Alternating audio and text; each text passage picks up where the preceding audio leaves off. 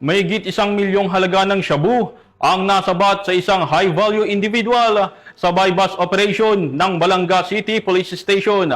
Patrolwoman Lixen Reyes Saweran sa report. Ang isang newly identified high-value individual at nakumpiska ang tinatayang 1.6 milyong halaga ng shabu sa isinagawang buy-bust operation sa Barangay Tuyo, Balanga City, Bataan. Ayon kay Police Colonel Marites A. Salvadora, Provincial Director ng Bataan Police Provincial Office, naaresto ang suspect matapos itong magbenta ng isang not-tied transparent plastic sachet na naglalaman ng hinihinalang shabu sa isang PNP posture buyer. Kinilala ang suspect na si alias Norodin, 33 anyos, may asawa, at residente ng Barangay Tugatog, Orani, Bataan.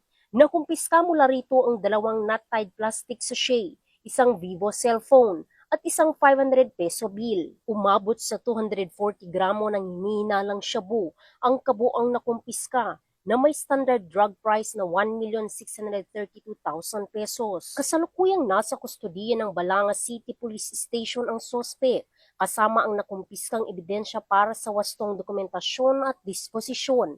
Nahaharap sa kasong paglabag sa Sections 5 at 11 Article 2 ng Republic Act 9165 o Comprehensive Dangerous Drugs Act of 2002. Muling pinapaalala ng ating kapulisan sa mga patuloy na nasasangkot sa iligal na droga na talikuran na ang ganitong gawain at piliin ang landas na pagbabago.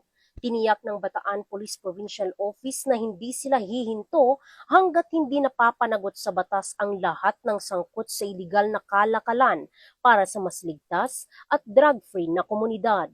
Mula dito sa Police Regional Office 3, ako ang inyong PNN Correspondent, Patrolwoman Lixen Reyes A. Saweran, alagad ng batas, tagataguyod ng Balitang Pulis.